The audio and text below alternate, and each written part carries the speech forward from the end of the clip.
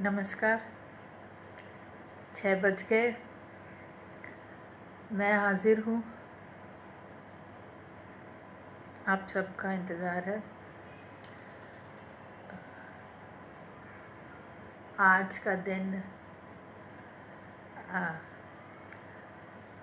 हमारी film industry के लिए, हम इंडियन फिल्म इंडस्ट्री के लिए, हॉलीवुड, बॉलीवुड, सबके लिए मोनिशा स्वागत है, विमल जी स्वागत है। आज इरफान खान साहब हम लोग को छोड़ के चले गए। खुदा करे उन्हें जन्नत नसीब हो।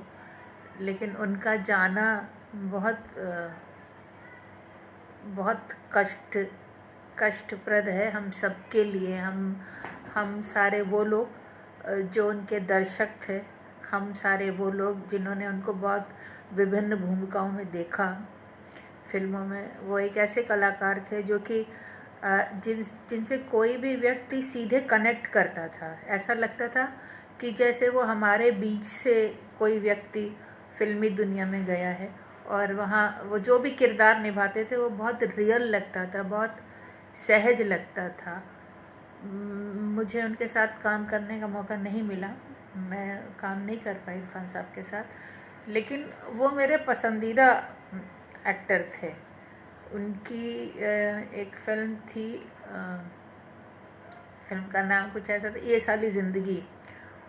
उस फिल्म से मैं उनकी एकदम, जिसको कहते हैं ना डाई हार्ड फैन होना, वो हो गई थी। बहुत ही सहज कलाकार, अपने कैरेक्टर्स को ऐसा लगता था जैसे वो जी रहे हों। एक्टिंग तो कहीं लगती ही नहीं थी।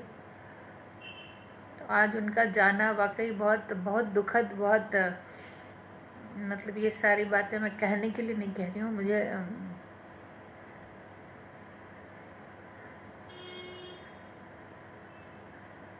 ईश्वर उनकी आत्मा को शांति दे और उनके परिवार को हिम्मत दे, हौसला दे।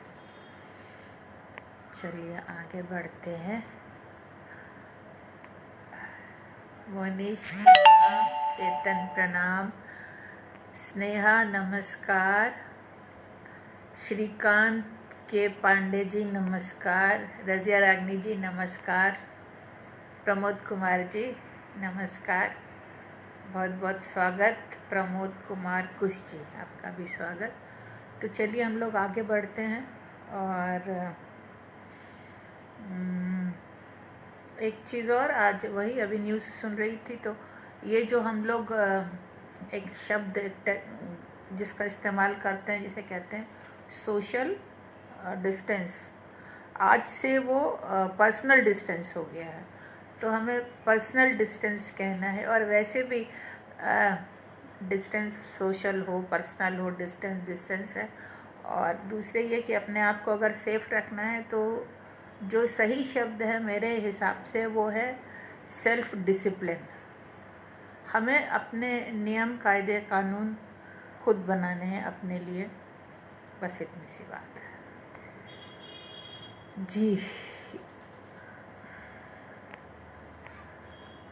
इंदिरा दीदी नमस्ते, प्रणाम। अनीता जी नमस्कार, बी सिंह जी शुभ संध्या। प्रमोद जी कह रहे हैं एक बेहतरीन कलाकार का जाना बहुत दुखद है। हाँ, बहुत दुखद है। दिव्या जी नमस्ते, डॉक्टर आभा जी नमस्कार। तो अच्छा, मैं सोच रही थी, चलिए बातें करते हैं थोड़ी सी। मैं सोच रही थी कि हम सब लोग, मतलब शरीर और आत्मा, उषा जी नमस्कार, क्या है दोनों के दरमियाँ, शरीर और आत्मा के दरमियाँ। मुकेश जी नमस्कार।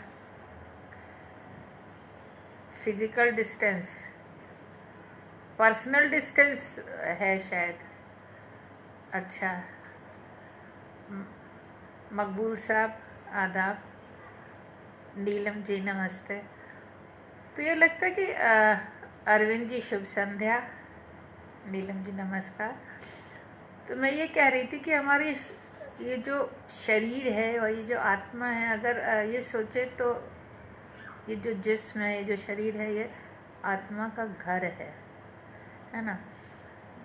इसे बहुत साथ संभाल के रखना होता है, नहीं तो आत्मा इसको अस्वीकार देती है, चली जाती है। हम लोग ऐसा मानते हैं, कहते हैं कि महत्व सिर्फ आत्मा का है, शरीर का नहीं है। ऐसा नहीं है। सत्यम और शिवम सुंदरम है ना, जो सत्य है वो सुंदर है और वो शिव है। तो ये जो हमारा शरीर है, ये इसका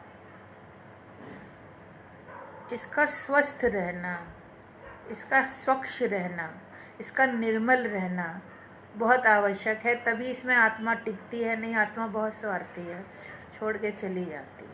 उसको अच्छा शरीर चाहिए, सुंदर शरीर चाहिए, नया शरीर चाहिए, कोमल शरीर चाहिए। नहीं तो वो त्याग देती है, तो बिल्कुल एकदम निर्मोही होती है। जहाँ शरीर में कोई कमी आई, जहाँ उसे लगता है कि वो कशमसा रही, वो छोड़ छाड़ के चली जाती है। पता नहीं, चलिए आगे बढ़ते हैं।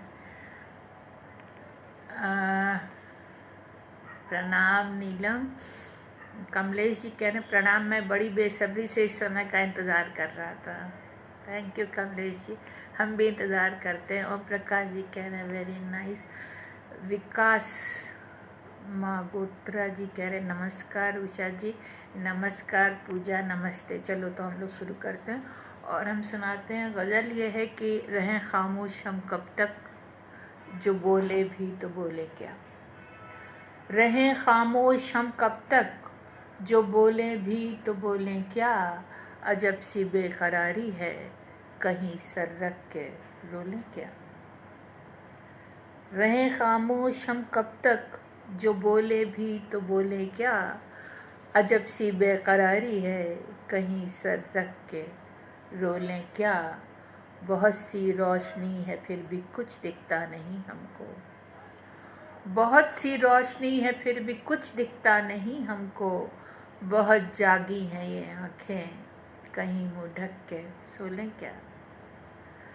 बहुत सी रोशनी है फिर भी कुछ दिखता नहीं हमको।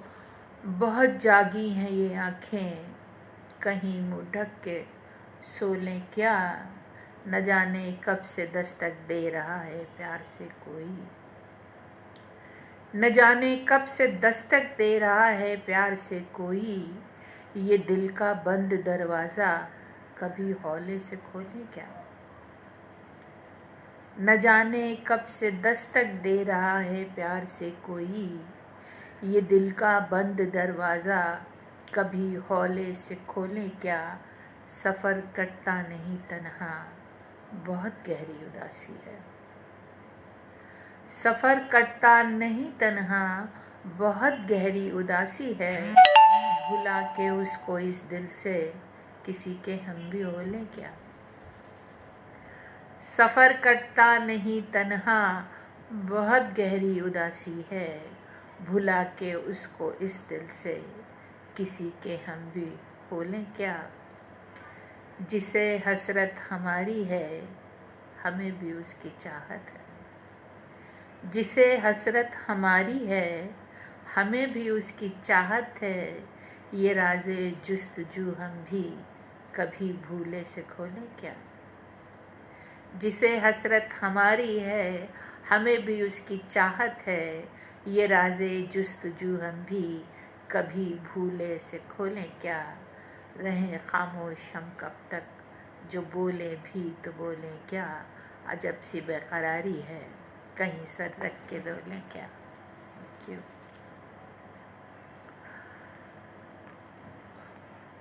नीलू कह रही हैं आत्मा और शरीर के बारे में आपने अपनी कई रचनाओं में जिक्र किया, आज फिर कुछ इसी में से हम सुनाएंगे। यात्रा है एक कविता और निश्चित रूप से आप आज उसको हम सुनाएंगे। अरविंद जी कह रहे हैं शरीर आत्मा का वस्त्र है, गंदा हुआ और आत्मा ने बदला। शिवांगी आओ, वेलकम। सरिता जी आइए, वेलकम, स्वागत। नरेंद्र दुबे जी आइए। आत्मा निर्मोही होती है, बहुत अच्छा। हाँ, आत्मा निर्मोही होती है, उसे किसी से कोई मोह नहीं है। मोह तो शरीर में आके बन जाता है बस। नीलू कह रही आपको सुनकर कितना सीखने को। अरे क्या पूजा प्रणाम। आइए, अरविंद जी कहते हैं गीता के द्वितीय अध्याय में शरीर और आत्मा के संबंध में विशद चर्चा है जी। चेतन कविता हम तुम, अच्छा एक एक शब्द उतर जाता है दिल में। पूजा कह रही है नीलू बहुत खूब कहा आपने, थैंक यू। नमन तिवारी जी ने फूल भेजे हैं। मोनीश योगी कह रहे हैं आजकल तो आप सपनों में भी कविता पाठ करते हैं मोनीश बच्चे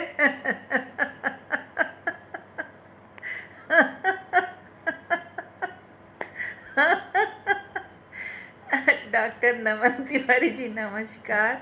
स्नेहा अप्रतिम, थैंक यू। राघवेंद्र जी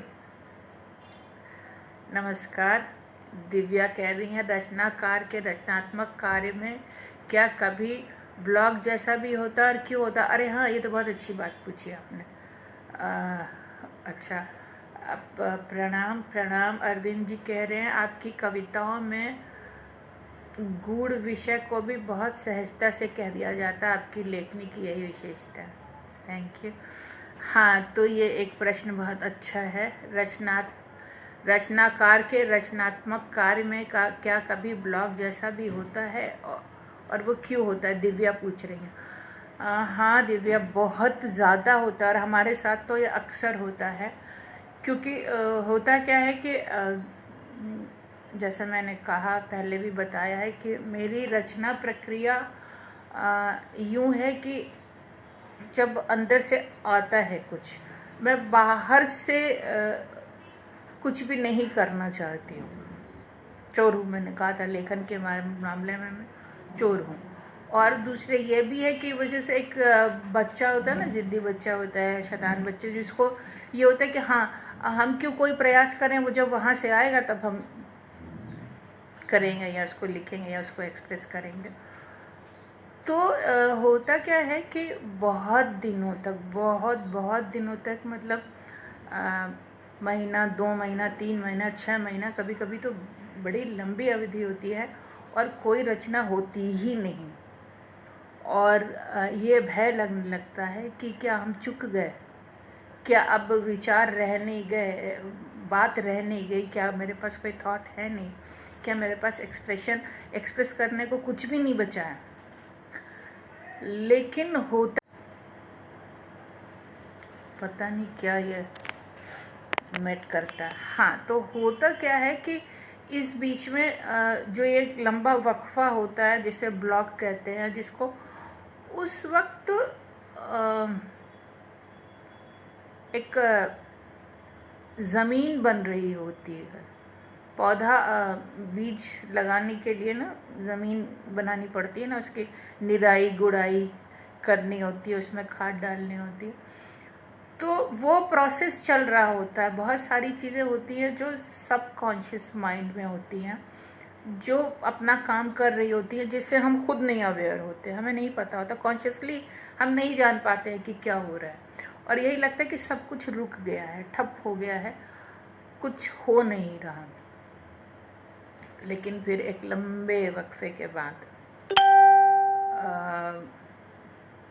कुछ आता है, जैसे बीज प्रस्फुटित होता है ना, धरती में बीज बो आप, तो जो वो प्रस्फुटित होता है ना, ऐसे निकलती हैं इसमें से 2 पत्ते होते हैं छोटे छोटे से, ऐसे करके अंकुरित होता है जब, तो उसी तरह से फिर जन्म लेती है कविता या रचना या क्रिएशन, कोई भी किसी भी किस्म का। लेकिन ये होता है बहुत लंबा, कभी कभी वाकई इतना ज़्यादा हो जाता है कि भयभीत हो, डर लगने लगता है कि पता नहीं अब क्या, कभी कुछ नहीं होगा, ये स्थिति आती है। श्याम मोहन जी प्रणाम, शुभ संध्या। अरविंद जी कह रहे हैं आपकी, अच्छा ये तो हो गया। हाँ, अच्छी कविता के लिए किन किन बातों का ध्यान रखना चाहिए? श्याम मोहन जी पूछ रहे हैं। आज कुछ अच्छे काव्य और कवि की विशेषताएं बताइए। अच्छा, वीर सिंह जी कह रही एक मजाहिया शेर कि वो जा रहे हैं। एक मिनट सर, इनका मजाहिया शेर सुन लें ज़रा। ये है कि वो जा रहे हैं देखने को मॉल में मूवी लगाकर, घर में ताला, उनके साथ हो लें क्या? नहीं मजा आया।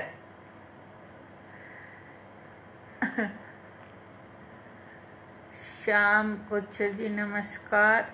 अच्छा, अब आगे बढ़ते हैं।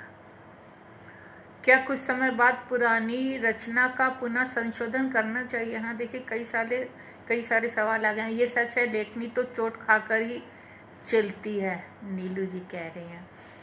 नमस्कार मैम, मुझे शाम 6 बजे आपका इंतज़ार रहता है। हमको भी रहता है। नमस्कार नमस्कार।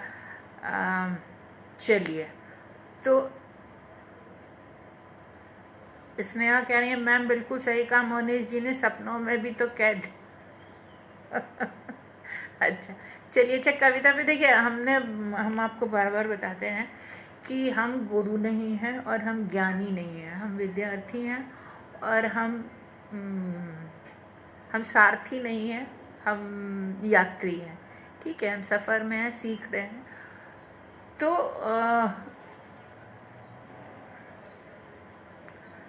अच्छी कविता नहीं मालूम मुझको क्या होती है, सच्ची कविता क्या होती है ये बता सकती हूँ मैं। सच्ची कविता वो होती है जो आपके अंतस से निकले, जो आपकी बात हो, जो आपने जिसे महसूस किया हो। भाव पक्ष की बात कर रही हूँ मैं यहाँ पे। जो आपका सच हो, उसको जब आप शब्दों में पिरोएंगे तो वो एक सच्ची कविता बन के निकलेगी। और क्या,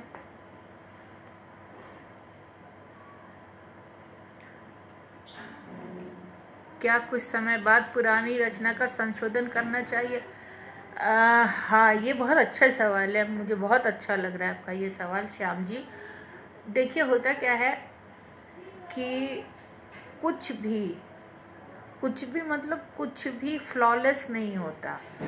जिसको परिपूर्ण कहें या संपूर्ण कहें या ये कहें आखिरी सत्य, ऐसा कुछ होता नहीं है। कोई भी रचनाकार, कोई भी रचना, जब भी हम उसको दोबारा तिबारा या जितनी बार पढ़ते हैं तो कहीं ना कहीं कुछ ना कुछ कमी निकल ही आती है।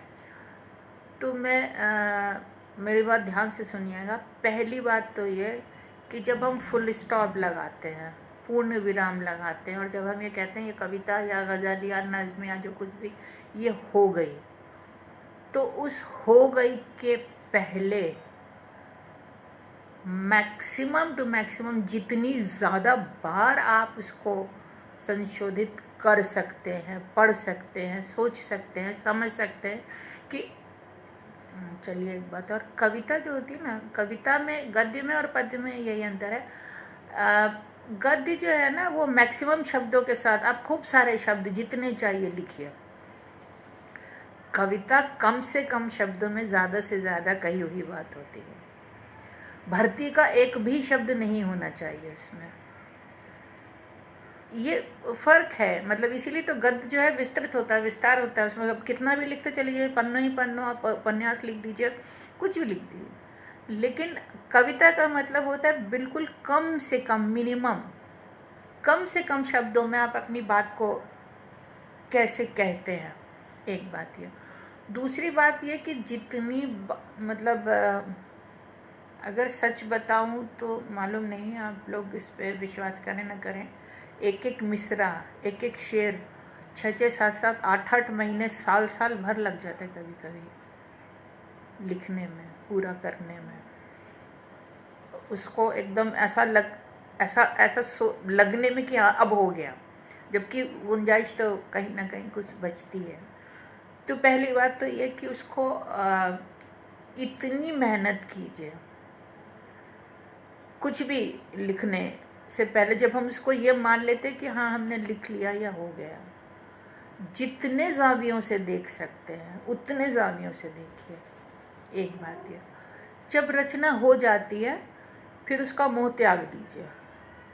फिर उससे जब तक आप है प्रोसेस में हैं, जब तक आप कर, तब तक आप उससे जुड़े हुए हैं, तब तक वो आपके कंट्रोल में है। जब आपने मान लिया कि ये हो गई तो फिर उसको छोड़ दीजिए, त्याग दीजिए, अब वो आपकी नहीं रही।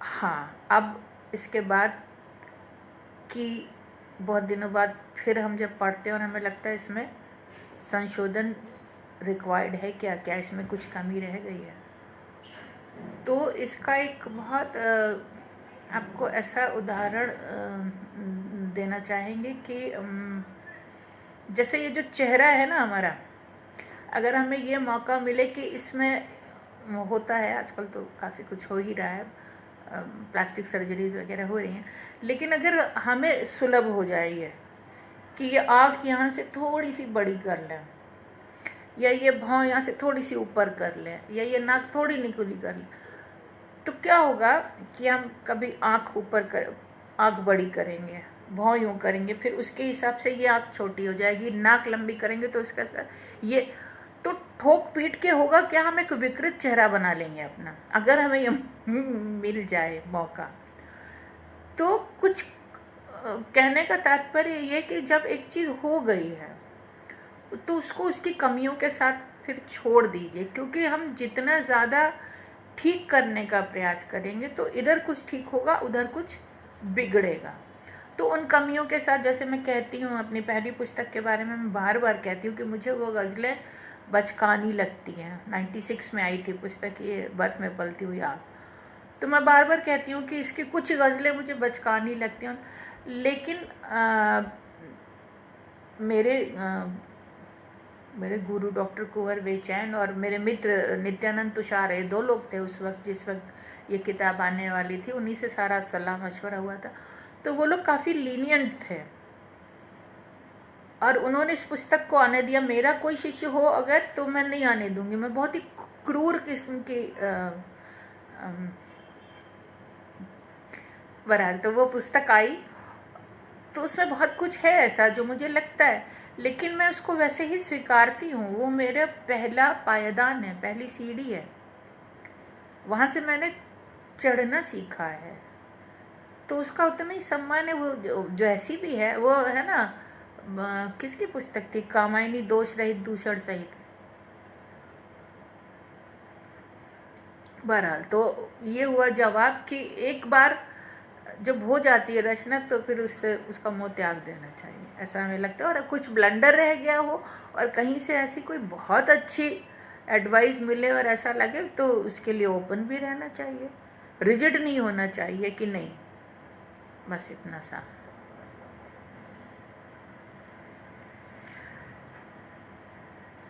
श्याम जी आपको मिला उत्तर? अंजलि जी नमस्कार, आइए।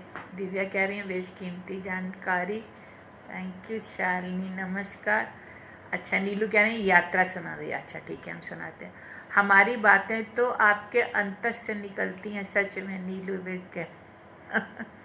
स्वाति आओ, नमस्कार। नीलू आपकी हर कविता मुझे अपनी लगती है। जिया सिंह कहती हैं कि बापू कहते हैं समय समय पर शास्त्र का संशोधन होना चाहिए। शास्त्र अलग चीज़ है, शास्त्र में नियमावली होती है, नियम समय के अनुसार बदलते हैं। परंपराएं जब रूढ़ियाँ बन जाती हैं तो उनको टूटना बहुत ज़रूरी होता है। तो मैं शास्त्र के बारे में बात नहीं करूँगी, मुझे ज्ञान नहीं है, मैं बापू हैं। अच्छा, डॉक्टर नमन तिवारी, क्या हिंदी कविता में अन्य भाषाओं के शब्दों का प्रयोग न्यायोचित है? हाँ, क्यों नहीं। हमारी भाषा का विस्तार भी तो तभी होता है, जैसे अंग्रेज़ी किस लिए इतनी ज़्यादा पॉपुलर है, ज़्यादा से ज़्यादा लोग बोलते हैं, क्योंकि वो सहज है, उसने बहुत सारी भाषाओं के शब्दों को ग्रहण किया है। तो दूसरी भाषाओं के शब्दों को लेना चाहिए, लेकिन ये तय होना चाहिए कि वो उस शब्द का औचित्य क्या है। अगर वो शब्द हमारे पास उसका अल्टरनेटिव हिंदी में नहीं है, उतना वो अर्थ नहीं दे पा रहा है, वो साउंड नहीं दे रहा है, वो ध्वनि नहीं आ रही है वहाँ से एग्जैक्टली हम जो कहना चाहते हैं, तो दूसरी भाषा का, जैसे बोनसाई है, ठीक है, अब बोनसाई अगर हमें इस्तेमाल करना है तो हमें बोनसाई कहना पड़ेगा। छोटा पौधा, बौना पौधा, हम कुछ भी कह लें वो बात नहीं आएगी, तो बोनसाई को बोनसाई कहना पड़ेगा हमें हिंदी कविता में। तो शब्दों को लेने में मुझे नहीं लगता कि कोई हर्ज है। शालिनी कह रही जो दिल से निकले और दिल को छू जाए, जैसे आपकी रचना। अनीता जी आइए, नमस्कार। नूपुर नमस्कार। आशीष मीना जी नमस्कार। नरेंद्र जी, भर्ती का एक भी शब्द नहीं हो, ये बहुत पते की बात कही है। आपकी रचनाओं में हर लफ्ज़ का वजन। थैंक यू नरेंद्र जी। वैशाली प्रणाम। स्वाति, क्या नए रचनाकारों को उस दौर के बड़े रचनाकारों जैसा ही लिखना चाहिए? पाठकों की पसंद से प्रेरित होना सही है? कहाँ तक सही है? अच्छा चलिए, इसका जवाब तो यह है कि रचनाकार को वो लिखना चाहिए जो उसको सही लगता हो। वो क्रिएटर है, वो सृजक है, तो उसको ये सोचना ही नहीं चाहिए कि दाएं क्या है बाएं क्या है, पहले क्या था आगे क्या होगा। उसको जो लगता हो, उसे जिस चीज़ का सृजन करने का मन हो, उसे वो करना चाहिए।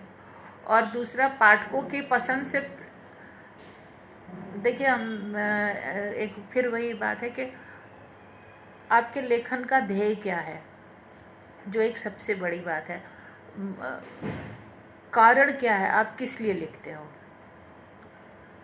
ठीक है। किसी कार्य और कारण, किसी भी कार्य का दो हेतु होते हैं, कार्य और कारण दोनों एक दूसरे पे निर्भर करते हैं। तो कारण से कार्य इफेक्टेड होता है। तो आप कोई कर्म क्यों करना चाह रहे हो, आपका उद्देश्य क्या है, लेखन का उद्देश्य क्या है?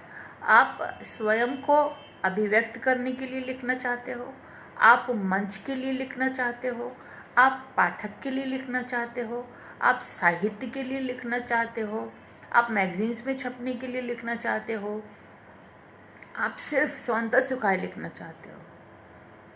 तो जो आपका उद्देश्य होगा उस पर निर्भर करेगा कि क्या करना चाहिए। पाठकों से प्रेरित होना चाहिए। अगर आप पाठक के लिए लिखते हैं तो निश्चित रूप से आपको पाठक के लिए प्रेरित होना चाहिए, और अगर आप अपने लेखन से पाठक बना लेते हैं तो आपको पाठक आपसे प्रेरित होंगे।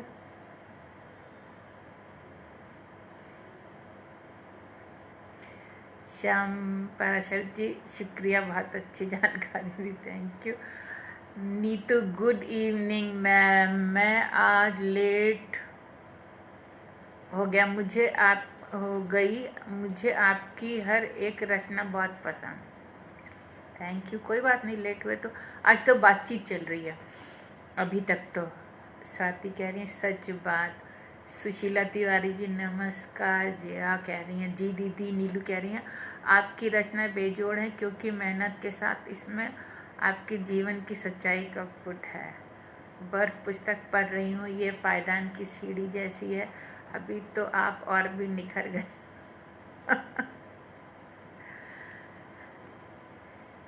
नीलम वाजपेयी, ये तो या तो ये पीड़ा घुटन और ये व्यथाएं छिलना अच्छा सुनाते हैं। दोस्ती पर कुछ सुनाइए मैम, मनीष कह रहे हैं। अच्छा, ज्योत्सना कुलकर्णी कह रही हैं पूज्य बापू जी के प्रोग्राम में आपका परिचय हुआ, उनके व्यासपीठ के रत्न में आप एक हो, आपकी कविता बहुत सुंदर होती है, आपको प्रणाम। थैंक यू ज्योत्सना जी। चलिए, तो ये सारा हो गया, अब हम सुना देते हैं यात्रा, ठीक है। 6:30 बजा, अपने पास अच्छा सा टाइम है और आज आप लोग मूड में भी हो। स्वाति कह रही जी शुक्रिया, बिल्कुल मेरे मन की बात कही।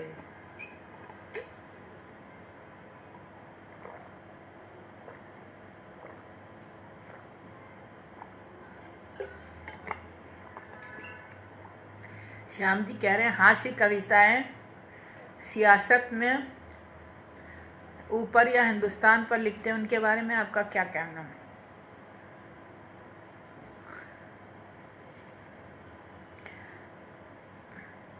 मंची कविताओं के बारे में मेरा कुछ नहीं कहना है। जो कविताएं सिर्फ मंच के लिए लिखी जाती हैं उनके बारे में मेरा कुछ भी कहना नहीं है। उनके बारे में मैं कुछ कहना ही नहीं चाहती। ठीक।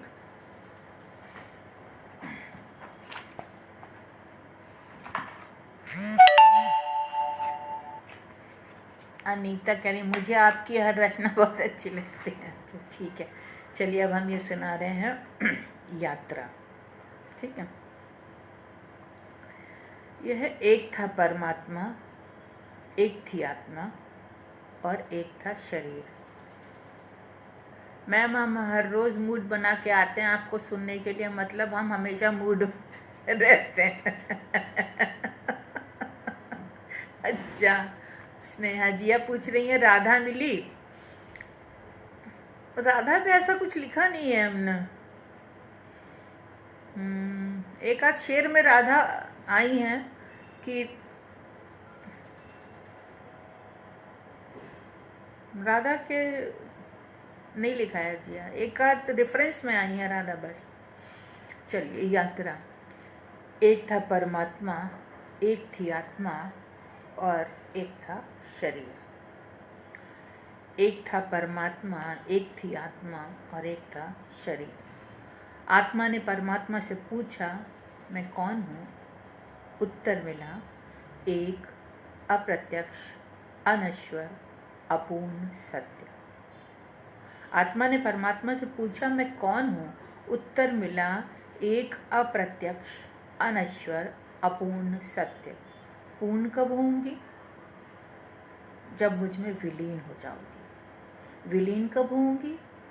जब यात्रा समाप्त हो जाएगी। शरीर ने परमात्मा से पूछा मैं कौन हूँ? उत्तर मिला एक प्रत्यक्ष, नश्वर, अपूर्ण सत्य। एक प्रत्यक्ष, नश्वर, अपूर्ण सत्य। पूर्ण कब होऊंगा? जब विदेह हो जाऊंगा। जब विदेह हो जाओगे। विदेह कब होऊंगा? जब यात्रा समाप्त हो जाएगी। शरीर और आत्मा ने एक साथ पूछा यात्रा कब समाप्त होगी? शरीर और आत्मा ने एक साथ पूछा यात्रा कब समाप्त होगी? उत्तर मिला जब तुम दोनों एक दूसरे का उद्धार करोगे। उत्तर मिला जब तुम दोनों एक दूसरे का उद्धार करोगे। एक और थी निष्प्राण, निर्विकार, नश्वर, अपूर्ण। एक और था निष्प्राण, निर्विकार, नश्वर, अपूर्ण शरीर। दूसरी ओर थी निराकार, निरालंब, शाश्वत, अपूर्ण आत्मा। एक ओर था निष्प्राण, निर्विकार, नश्वर, अपूर्ण शरीर। दूसरी ओर थी निराकार, निरालंब, शाश्वत, अपूर्ण आत्मा। दोनों ही पूर्ण होना चाहते थे। आत्मा ने शरीर और शरीर में आत्मा को स्वीकार लिया। दोनों ही पूर्ण होना चाहते थे। आत्मा ने शरीर और शरीर ने आत्मा को स्वीकार लिया।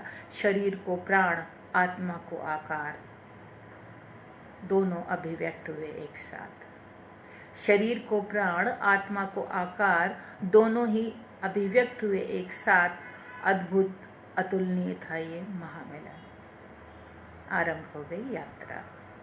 आरंभ हो गई यात्रा और विकसित होने लगी दोनों की वृत्तियां। एक उत्तर तो दूसरा दक्षिण, एक पूरब तो दूसरा पश्चिम। आत्मा शांत तो शरीर उद्विग्न। आत्मा की अपनी मांग, शरीर की अपनी विवशता। आत्मा की अपनी दृढ़ता। एक पूरब दूसरा पश्चिम। आत्मा शांत तो शरीर उद्विग्न। शरीर की अपनी आवश्यकता तो आत्मा की अपनी मांग। शरीर की अपनी विवशता तो आत्मा की अपनी दृढ़ता। नतीजा सामने था। टकराव, बिखराव, टूटन, द्वंद्व। नतीजा सामने था। टकराव, बिखराव, टूटन, द्वंद्व, धीरे धीरे बलवान होता गया शरीर और क्षीण होती गई आत्मा। धीरे धीरे बलवान होता गया शरीर और क्षीण होती गई आत्मा। आत्मा ने लाख सर पटका, लाख अनुनय विनय की, किंतु भोग विलास काम वासना में लिप्त बलशाली शरीर ने उसकी एक न सुनी। आत्मा ने लाख सर पटका, लाख पुकारा, लाख अनुनय विनय की, किंतु भोग विलास काम वासना में लिप्त बलशाली शरीर ने उसकी एक न सुनी। बहुत छटपटाई, बहुत तड़फड़ाई, बहुत कसमसाई आत्मा, बहुत छटपटाई, बहुत तड़फड़ाई, बहुत कसमसाई आत्मा, किंतु फिर भी दम नहीं तोड़ सकी अनश्वर जो थी। अब कोई विकल्प शेष न था, अब कोई विकल्प शेष न था। चुपचाप निर्मोही बन त्याग दिया आत्मा ने शरीर। अब कोई भी विकल्प शेष न था, चुपचाप निर्मोही बन त्याग दिया आत्मा ने शरीर। क्षण भर में समाप्त हो गया सारा का सारा खेल। धराशायी पड़ा था बलशाली शरीर, निर्जीव निर्विकार। धराशायी पड़ा था बलशाली शरीर, निर्जीव निर्विकार। आत्मा ने परमात्मा से कहा, मेरी यात्रा समाप्त हुई, अब समाहित करो मुझे अपने आप में। मेरी यात्रा समाप्त हुई, अब समाहित करो मुझे अपने आप में। परमात्मा ने कहा, अभी कहाँ समाप्त हुई तुम्हारी यात्रा? परमात्मा ने कहा, अभी कहाँ समाप्त हुई तुम्हारी यात्रा? तुमने तो यात्रा अधूरी ही छोड़ दी। शरीर का उद्धार नहीं, तिरस्कार किया है तुमने। शरीर का उद्धार नहीं, तिरस्कार किया है तुमने। शरीर तो निर्विकार था, तुमने उसमें प्रवेश कर विकार युक्त किया उसे। शरीर तो निर्विकार था, तुमने उसमें प्रवेश कर विकार युक्त किया उसे। विकार का कारण तो स्वयं तुम हो, फिर शरीर का तिरस्कार क्यों? विकार का कारण तो स्वयं तुम हो, फिर शरीर का तिरस्कार क्यों? शरीर में रहकर ही तुम्हें उसे निर्विकार बनाना था। शरीर में रहकर ही तुम्हें उसे निर्विकार बनाना था। यही तुम्हारी परीक्षा थी और यही शरीर की। यही तुम्हारी परीक्षा थी और यही शरीर की। तुम दोनों ही हार गए। तुम दोनों ही हार गए। पूर्णत्व प्राप्त करने के लिए तुम्हें धारण करना होगा एक नया शरीर। पूर्णत्व प्राप्त करने के लिए धारण करना होगा तुम्हें एक नया शरीर। फिर से आरंभ करनी होगी एक नई यात्रा। तब से आज तक जाने कितने शरीर धारण कर चुकी है आत्मा।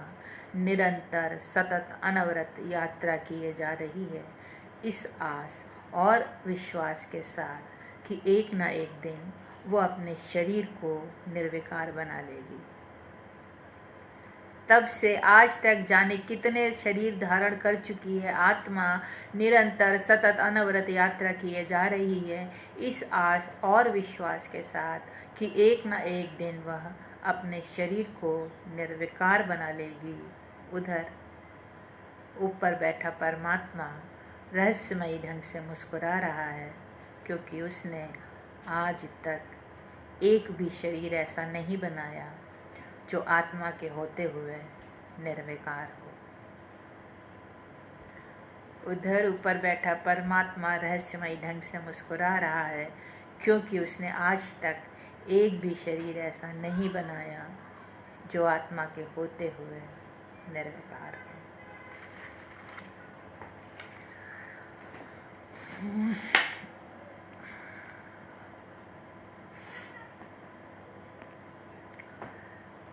विपिन जी नमस्कार। स्वाति कहती हैं, आपने बहुत पहले एक राधा पर कविता लगाई थी, मुझे भी याद पड़ती है। वो सकता है कि क्वेट वहाँ हो सकता है, देखते हैं। अच्छा याद आता है कुछ तो राधा पे। स्नेहा कहती है, बहुत सुंदर यात्रा, शालिनी अद्भुत यात्रा। जी हाँ, थैंक यू। दिव्या सुनहरी मछली सुनाई आज। सब लोग लाइन से। अच्छा, हार्दिक सोलंकी, अति सुंदर रचना प्रस्तुति के लिए धन्यवाद। थैंक यू हार्दिक जी। इसने यात्रा खत्म जब तुम एक दूसरे का उद्धार करोगे। हाँ, मनीष अद्भुत, thank you. Gundalia ji thank you. Shyam Mohan ji वाह, बहुत मार्मिक, थैंक यू। नीलू बेजोड़ कविता है ये, सोच में डाल देती हैं आप। शालिनी मिश्रा सच्चाई को बहुत सुंदरता से कहा। सरिता जैन अद्भुत यात्रा, श्रेष्ठतम रचना, ऊपर बैठा परमात्मा शरीर ऐसा। थैंक यू सरिता जी। हार्दिक कह रहे हैं दीदी गुस्ताखी माफ़ कीजिएगा, पीछे दीवार पर लगी छवि में एक तस्वीर में आप गाड़ी में बैठकर कहाँ जा रहे हैं? यह फोटो के लिए बैठे हैं। अच्छा जी। देखो ये होता है, हम आपसे मिल रहे हैं और आप मिल रहे हैं हमारे जीवन से। हमने क्या जिया, और जितना इस फ्रेम में आपको दिखाई दे रहा है, हाँ ये हम लोगों ने फ़ोटो सेशन ही कराया था और कहीं नहीं जा रहे हैं, हम लोग फ़ोटो खिंचाने के लिए बैठे हैं। इसके साथ की बहुत सारी फ़ोटोग्राफ्स हैं और भी। ठीक, अनीता जी कह रही ऑसम, थैंक यू। तो अच्छा, गाड़ी दिख गई आपको? हमें दिख रही है जैसे।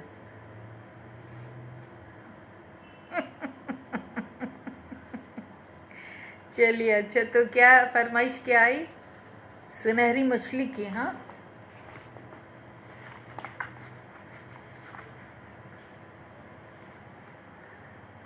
Sandeep Tiwari nice, thank you. अति सुंदर फोटो, धन्यवाद। जी, नई नई गाड़ी आई थी उस वक्त, तो ये फोटो।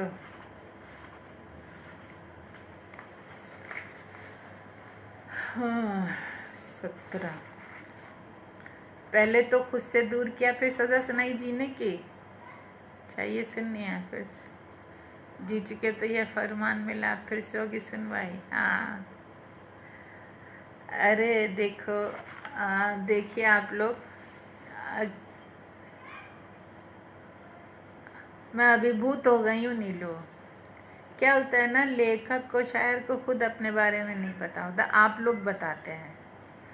अभी ये नीलू जी ने हमको बताया है कि जो बात उस कविता में कही थी, जो अंतिम पंक्तियां हैं कि एक भी शरीर, आत्मा निरंतर सतत यात्रा किए जा रही है, और ये शेर मेरा ही है कि ये देखिए नीलू जी ने भेजा कि पहले तो खुद से दूर किया, फिर सज़ा सुनाई जीने की, जी चुके तो ये फरमान मिला, अब फिर से होगी सुनवाई। ये वही ऊपर बैठा जो परमात्मा है ना, वो जो सॉन्ग रचता है। Thank you. नीलू कह रही हैं यात्रा के लिए बहुत बहुत शुक्रिया।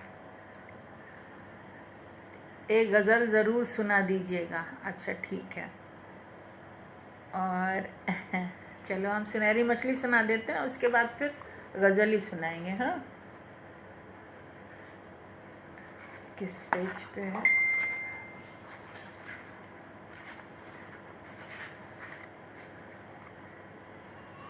सत्रह।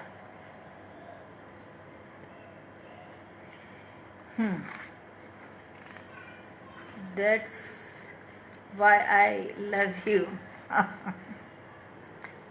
स्नेहा मैम, लगता है हार्दिक जी 6 बजे से पीछे लगी तस्वीर देखने की कोशिश कर रहे थे, जो अब इन्हें दिखी गई। अच्छा लगता है तुम लोग आपस में बात करते हो। मन लगा रहता है।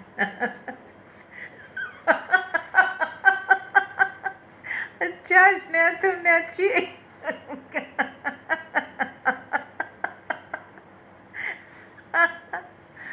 गुड। चलिए, ये है सुनहरी मछली।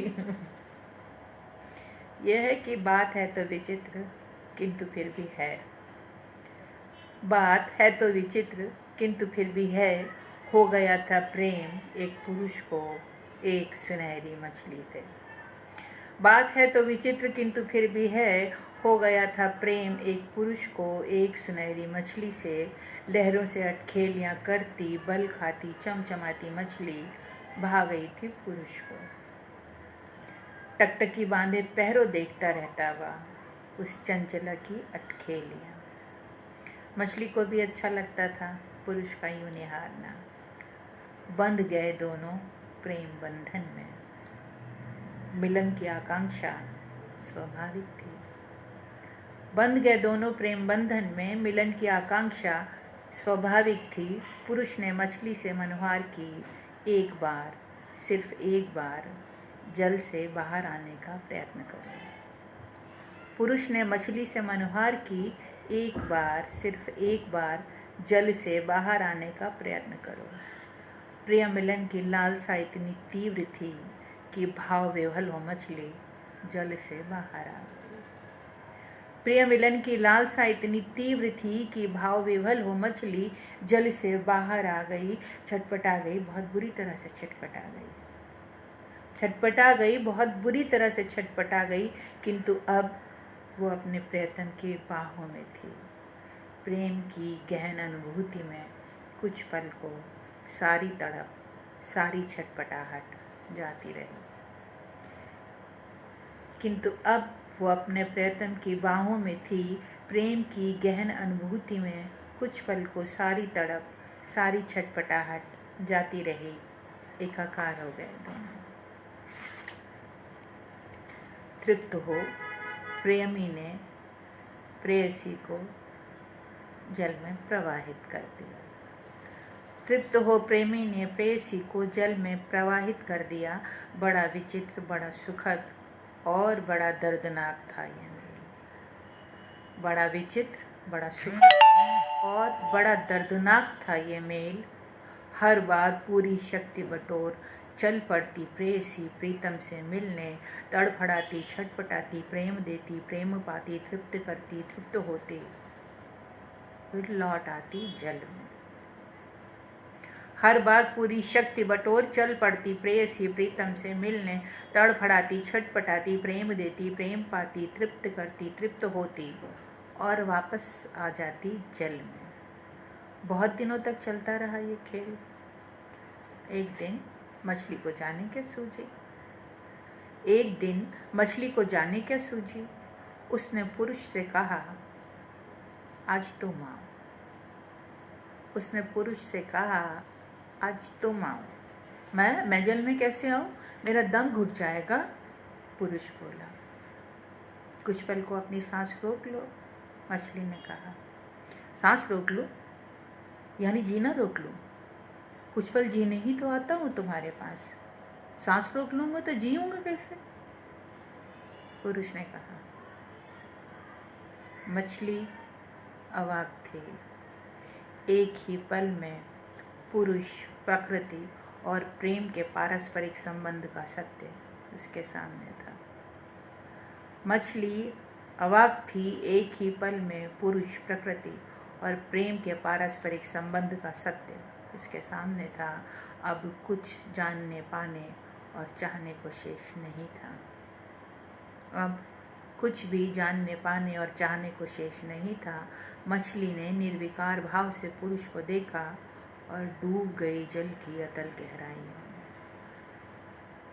मछली ने निर्विकार भाव से पुरुष को देखा और डूब गई जल की अतल गहराइयों में। अनभिज्ञ पुरुष जीने की लालसा लिए अभी तक वहीं बैठा है और सोच रहा है, मेरा दोष क्या है।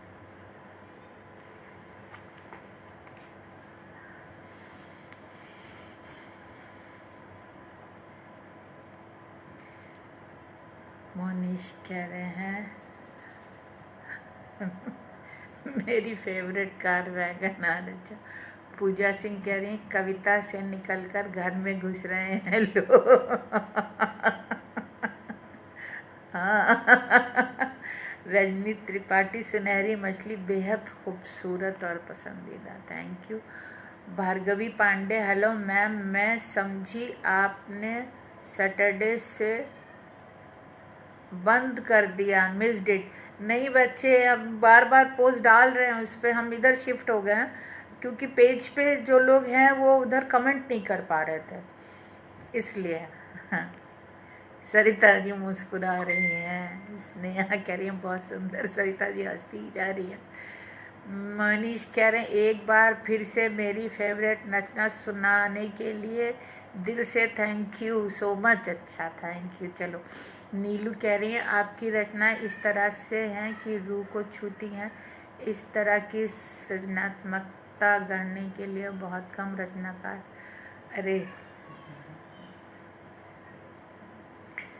नीलू, ये भी फेवरेट, हर कविता पर यही लगता आप लोग का। नमस्कार दीप्ति जी, आज मैं लेट हो गई। कल्पना, कोई बात नहीं, आइए। दिव्या, बहुत अद्भुत जिया, अद्भुत। चलो अच्छा, अब सुनाते हैं गज़ल कोई। ठीक है, दो बहुत भारी भारी कविताएं हो गई ना आज, दोनों एकदम। गज़ल सुनाते हैं।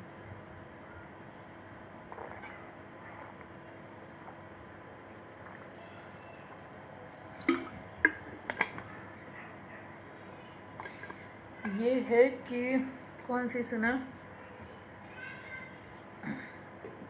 तुम्हारे झूठ को ही सच मैं अक्सर मान लेती हूँ, तुम्हारे झूठ को ही सच मैं अक्सर मान लेती हूँ, मगर क्या कुछ तुम्हारे दिल में है ये जान लेती हूँ। तुम्हारे झूठ को ही सच मैं अक्सर मान लेती हूँ, मगर क्या कुछ तुम्हारे दिल में है ये जान लेती हूँ। मुझे छलने की खातिर बेसबब चोले बदलते हो, मुझे छलने की खातिर बेसबब चोले बदलते हो, किसी भी रूप में हो तुम तुम्हें पहचान लेती हूँ। मुझे छलने की खातिर बेसबब चोले बदलते हो, किसी भी रूप में हो तुम तुम्हें पहचान लेती हूँ। और है कि तुम्हें किसने कहा है भीख में मुझको मोहब्बत दो, तुम्हें किसने कहा है भीख में मुझको मोहब्बत दो, किसी का भी कभी भी मैं कहाँ एहसान लेती हूँ।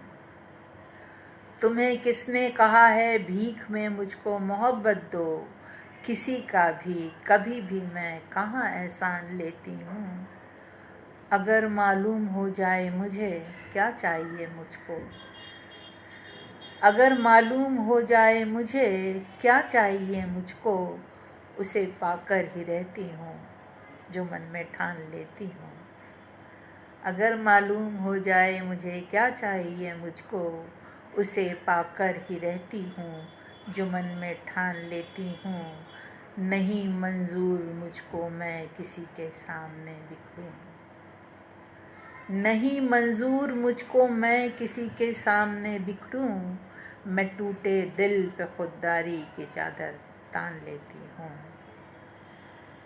नहीं मंजूर मुझको मैं किसी के सामने बिखरूं, मैं टूटे दिल पे खुददारी की चादर तान लेती हूँ।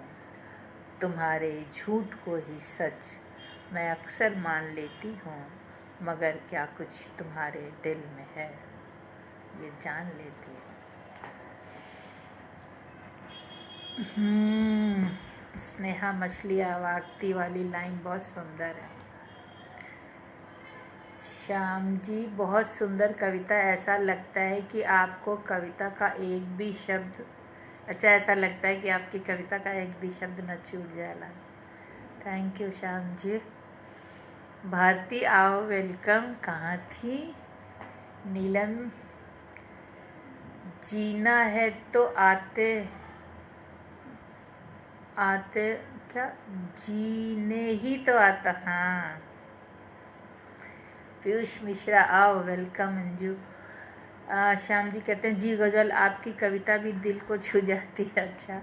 हार्दिक कहते हैं मछली है परंतु सुनहरी नहीं, वो तो आपकी प्रस्तुति में शामिल है। अच्छा, मछली भेजिए ना। अनीता वाह वाह, बहुत खूब, मेरी favourite ghazal, thank you. ओमना Batra, जय सिया राम। श्याम जी वाह, किसी भी रूप में हो तुम, तुम्हें पहचान लेती हूँ। नीलू क्या खूबसूरत कल्पना, थैंक यू। हेमंत जोशी बहुत खूब, thank you. Sneha thank you. Neelu thank you. Kalpana. Pooja कह रही है वाह, किसी का कहाँ एहसान लेती हूँ, हाँ। मैं टूटे दिल पे खुद दर्द, thank you. Sarita ji thank you. Monish किसी हसन। ओ मैम, ये 7 इतनी जल्दी क्यों बच जाते हैं? बज गया 7, जाने का वक्त हो गया। हम लोग मिलेंगे कल शाम 6 बजे।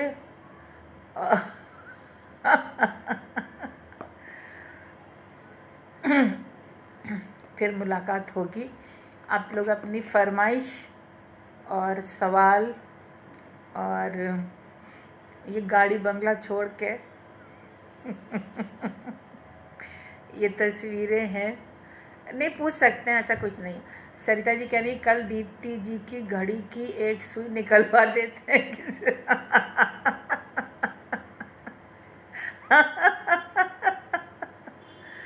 आप सबकी मोहब्बतें, आप सबका प्यार जिंदा रखता है हमें, हमें जीवन देता है, ऊर्जा देता है। हर बार कहती हूँ ये तो मैं, है ना। तो आप सबसे बहुत सारी ऊर्जा आज जाने की जिद न करो। अच्छा, कल बताना सपने में क्या देखा था। श्याम जी नमस्कार मैम। अब महाभारत देखेंगे, हाँ ये अच्छा है। हम सब यहाँ से जाके सब महाभारत देखते हैं। दिव्या कह रही है ऐसा ही करना पड़ेगा। नीलू बहुत मज़ा आया बातें करते भी। हाँ मैम, लगता है कि आपके घर में घड़ियाँ ख़राब करनी पड़ती हैं, तो और हम भी टाइम नहीं बता। आपकी रचना चाहिए। ठीक है, चलो तो नमस्कार। कल मिलेंगे शाम को 6 बजे, ऐसे ही हंसते मुस्कुराते प्यार के साथ।